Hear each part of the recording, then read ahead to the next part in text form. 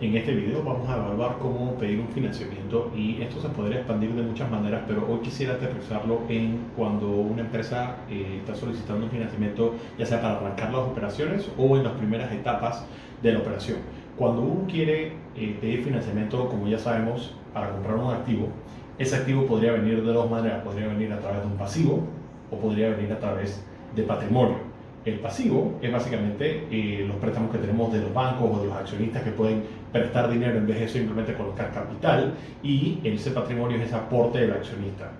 Entonces, si yo estoy enfocándome en comprar activos, ¿cómo sé qué pedir, cómo pedir, a quién pedírselo? Entonces, empecemos desde el punto de vista de cuánto dinero yo necesito. Este es tal vez uno de los puntos en donde la gente más se equivoca por no saber dimensionar y cuantificar cuánto dinero es el que va a pedir. Y esto hay que tenerlo con mucho cuidado, ya que muchas veces las instituciones bancarias notan que hay estos errores, notan que hay este tipo de inseguridades por parte del equipo de operaciones o por parte de las personas que quieren emprender, y eso aumenta el riesgo o por lo menos la percepción del riesgo que tienen sobre ese negocio. Entonces, mi recomendación es siempre empezar por, y esto lo voy a poner en otro color, por un cuadro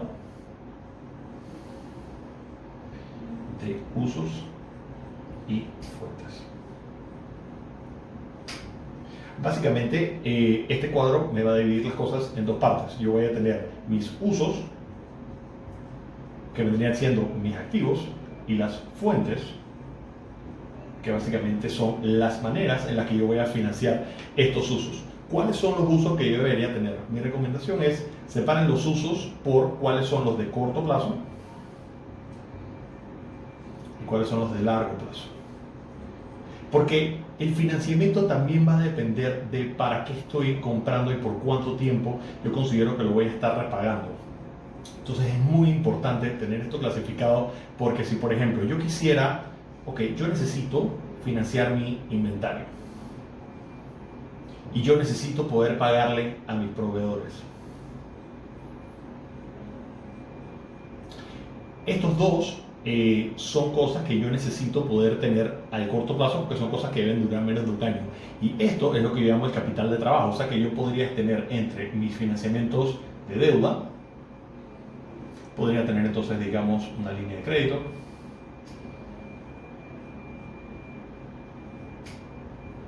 podría, aparte de una línea de crédito, tener una tarjeta de crédito corporativa. Ahora, la diferencia evidentemente es que con la tarjeta de crédito, para algunas empresas ofrecen diferentes tipos de beneficios como puntos, etcétera, millas. Las empresas después tomarán las consideraciones si para ellos vale la pena o no, pero es otra fuente de financiamiento. Ciertamente estas cosas un banco podría decir, yo entiendo, y para esto es muy importante tener en cuenta cuál es mi ciclo de conversión de efectivo. En inglés el Cash Conversion Cycle, esto ya lo hemos visto en otros videos, si no lo han visto lo recomiendo, que básicamente es una función de cuáles son mis días de inventario, cuántos son mis días de cuentas por cobrar y cuántos son mis días de cuentas por pagar. Teniendo en cuenta todo eso, yo sé que para poder arrancar el negocio yo necesito comprar el inventario. Ese inventario me va a tomar ciertos días, va a depender de la industria, pero me va a tomar ciertos días, póngase que 30, 45 días. Y de ahí a que desde que lo vendí a que estoy recibiendo la plata por parte de mis clientes pueden ser otros 45, 60 días más. Por lo que solamente haciendo la suma simple vamos a reducir los 45 días de inventario y 45 días de cuentas por cobrar. Yo necesito por lo menos 90 días para poder tener el crédito, porque si le voy a tener que pagar a mis proveedores, yo sé que no voy a poder convertir ese efectivo hasta dentro de 90 días. Por ende, una línea de crédito podría ser suficiente para la compra de mis inventarios futuros y para el pago de mis proveedores. Ahora, estos no son las únicas cosas que yo voy a necesitar dinero, porque sí, esto va directamente atado a mi operación, pero ¿qué tal los costos indirectos? ¿Qué tal si yo necesito por lo menos una reserva de gastos? Ahora, esto no necesariamente te lo va a financiar un banco a través de deuda, pero sí es un uso que vas a necesitar en el corto plazo. ¿Qué pasa si yo necesito tener por lo menos 5 meses de reserva para pagos a mis empleados, o para 3 meses de pago de alquiler de la oficina o de algún tipo de establecimiento donde yo estoy haciendo mis operaciones? Aquí entonces vendríamos a través de la otra fuente de financiamiento, que es el patrimonio. y entonces aquí tengo dinero de mis accionistas.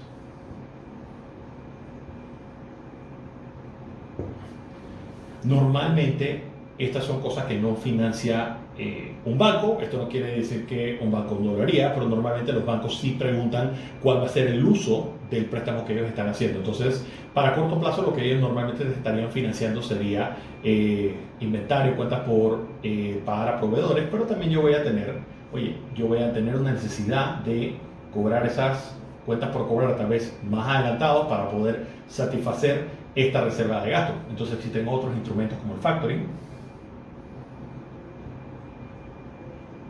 en el que los bancos te dicen, dame esta cuenta por cobrar, yo te la financio a un 90% del valor o a un 85% del valor. Hay diferentes tipos de instrumentos, metodologías y cálculos para los términos y condiciones, pero lo que dicen es, yo tomo esta cuenta directamente, tú te encargas de cobrarlo porque yo recibo el dinero de esta factura y entonces yo te adelanto el pago. En vez de tú recibir este pago en 45, 60, 90 días, tú lo estarías recibiendo en el tiempo que le toma al banco financiarte. Algunas instituciones se toman más tiempo que otros, pero ciertamente adelantas la factura y ya no tendrías que, digamos, tener una reserva tan grande o no tener pago de reservas. Y eso sí es normalmente un instrumento que puede pagarse a través de deuda.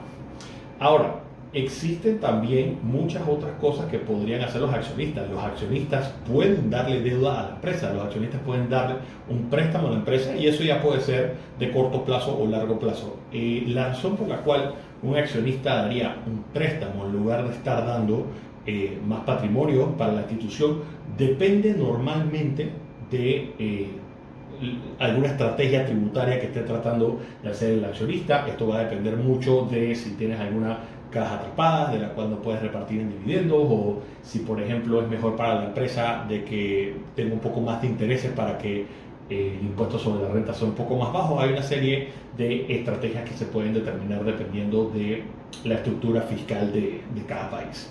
Ahora, estas son cosas para corto plazo y seguramente podríamos seguir incluyendo otras cosas, pero saltemos ahora al largo plazo. ¿Cuáles son las cosas que estaría yo financiando como activos de largo plazo? Son todas aquellas cosas que tienen una vida útil de más de un año. Digamos que yo tengo que comprar equipo. El equipo podría tener una vida útil de 5 años, 10 años, va a variar dependiendo de lo que estemos hablando. Pero entonces, ¿cómo puedo financiar este equipo? Volvemos entonces ahora a la deuda y en vez de tener solamente estos instrumentos que tenemos de corto plazo, para largo plazo podríamos tener leasing. El leasing es un mecanismo en el que, de hecho esto se podría hacer un video entero en el que se explica el leasing, pero el leasing básicamente es una estructura donde el banco es el que es dueño del activo y entonces uno básicamente le está prestando a la empresa para que compre el activo y le va a estar pagando una letra. Digamos que si es por 5 años, uno le está prestando al banco todos los años, uno le está pagando al banco todos los meses y todos los años para repagar este equipo, y al final de la vida útil del equipo se puede llegar a una negociación en que la empresa compra el equipo por parte del banco o en el que simplemente el banco se quedó con el equipo al final de su contrato y de la vida útil. Este instrumento es bastante interesante y es diferente al de los instrumentos a corto plazo porque aquí tienes una garantía tangible que es la garantía del equipo. En el caso de no pago por parte de la empresa, el banco puede tomar este activo y entonces evidentemente ya existe un incentivo para asegurarse que exista el pago. La otra diferencia es que este equipo está generando ingresos y mientras el equipo está generando ingresos, y para eso acuérdense que hay que ver el ROA, o también podríamos ver la rotación de las ventas. Estos dos indicadores lo que me van a determinar es qué tanto vale la pena comprar un equipo nuevo o no y cómo tener ese equipo. Recuerden, yo puedo financiar esto a través de deuda o a través de patrimonio. Si a mí me da una buena rentabilidad esto, recuerden que ROA es Net Income sobre activos. Si a mí esto me está dando una buena rentabilidad, yo podría decir, sí, necesito más equipo para poder seguir produciendo más, pero yo también puedo caer en cuenta, si volvemos a algo como la descomposición de DuPont, que ese ROE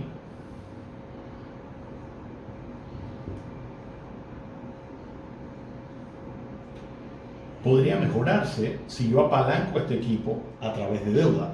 No me va a aumentar en net income, pero sí va a aumentar en relación al equity, porque estoy usando más pasivo que activos. Disculpen, estoy usando más pasivo que equity para comprar ese activo. Entonces, los leasing suelen ser un instrumento relativamente barato, de relativamente largo plazo. Podríamos encontrar leasings que oscilan entre los 3 y 7 años y hace mucho más rentable no solamente el pago de la letra mensual, sino que también hace más rentable la operación. ¿Qué otras cosas puedo financiar a largo plazo? Si yo quisiera comprar un terreno, si yo quisiera comprar algún inmueble, ya el instrumento que estoy utilizando para la compra de esto ciertamente varía acá, porque si yo quisiera agregarle deuda a esto, podría ser deuda hipotecaria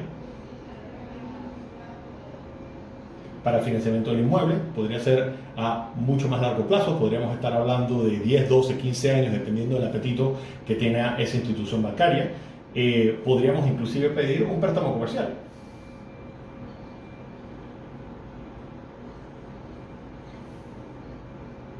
Aquí obviamente la diferencia es cuál es la garantía tangible que le estamos dando al banco, porque recuerden, al final el banco lo que está tratando de medir es el nivel de riesgo. Y ese riesgo es el riesgo de no pago. Entonces, para poder cubrir ese riesgo de no pago, ellos calzan el activo que estás tratando de financiar con el instrumento que le estás dando. Si, por ejemplo, estás pidiendo un préstamo hipotecario, tiene que estar amarrado a un inmueble. Entonces, ese inmueble es la garantía tangible de ese préstamo hipotecario en caso de no pago. Ahora, si por ejemplo nosotros tenemos un préstamo personal que no necesariamente está atado a algún activo tangible, algo que podríamos dar es la cesión de algún contrato o de los flujos de un contrato.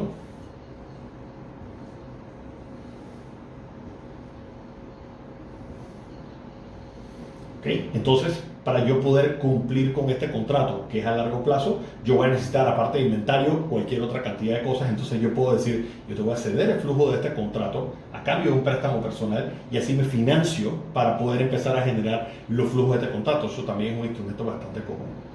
Hemos dejado de último entonces al patrimonio, porque realmente el patrimonio puede ser muchísimas cosas. No solamente es el dinero que están aportando los accionistas. Los accionistas pueden dividirse en muchas categorías. Tú, por ejemplo, podrías tener las acciones comunes, podrías tener acciones preferidas. La diferencia entre acciones comunes y acciones preferidas son varias. La primera, la persona que tiene acciones preferidas cobra después del deudor, pero cobra antes del que tiene las acciones comunes. Al final, y el término me gusta más en inglés, así que lo utilizaré, el término de las empresas es el residual claimant. ¿Quién es la persona que puede optar por obtener lo último que está dejando a la empresa de efectivo, de ganancia, de dividendo, pero solo después de que se cubren todos los costos de la empresa? ¿Cuáles son esos costos? Evidentemente, primero los costos operativos, después de ahí el pago de impuestos, después de ahí viene el pago de las deudas y entonces es que le tocaría a el patrimonio. En el caso de las personas que tienen acciones preferidas, esas personas obtienen ese dinero antes en esa cascada de personas que el que tiene las acciones comunes. La diferencia es que la persona que tiene acciones preferidas recibe a cambio un porcentaje predeterminado de las ganancias, mientras que las acciones comunes al final recibe lo que queda. Cuando la empresa le está yendo muy bien, las acciones comunes es mejor porque entonces recibes todos los excedentes de la empresa. Sin embargo, tiene el downside de que cuando la empresa no le está yendo bien, entonces puede que ni siquiera reciba. Es más, si tú eres el que tiene las acciones preferidas, eres el último en cobrar en el caso de una liquidación, si es que la empresa, después de haberse liquidado y después de haberle pagado a todos los empleados, a todos los proveedores, a todos los deudores y a los que tengan acciones preferidas, si es que queda algo de dinero, entonces le tocaría algo final a el que tiene las acciones comunes. Entonces, básicamente es muy importante poder cuantificar cuánto yo necesito. Yo necesito X cantidad de dinero para financiar estos activos a largo plazo. Yo necesito X cantidad para financiar estos activos a corto plazo. ¿Cómo los voy a financiar? La suma de esto debe dar igual a la suma de esto. El porcentaje en el que yo me apalanco, recordemos que tenemos un ratio para eso, que es la relación debt to equity, va a ser muy importante, porque desde el punto de vista de un banco, no solamente es importante saber para qué vas a usar esos fondos para determinar cuál es el instrumento que mejor le encaja a esta facilidad, sino también para medir esto, el nivel de apalancamiento de la empresa. Recordemos que en la medida de que la deuda suba, el riesgo de la empresa también sube. Muchas veces los bancos o las instituciones financieras están tratando de buscar de que esta razón de apalancamiento, que es activos en relación a patrimonio, sea lo más cercana posible a 1. No necesariamente tiene que ser 1, y definitivamente el apetito de las instituciones financieras o percepción de apetito dependiendo de la empresa y de la industria puede variar y puede tener sus matices. Pero en términos generales, idealmente lo que una empresa quiere es que exista un compromiso por parte de los accionistas, que haya mucho más dinero por parte de ellos. Y la razón para esto es no solamente porque ellos están tratando de diversificar el riesgo y minimizar la pérdida de que ellos no puedan después repagarle al banco el préstamo, sino que ellos también quieren ver el compromiso de la empresa y el compromiso de los accionistas en la empresa a repagarles a sus accionistas. Si al final es una empresa que los accionistas están sacando dinero,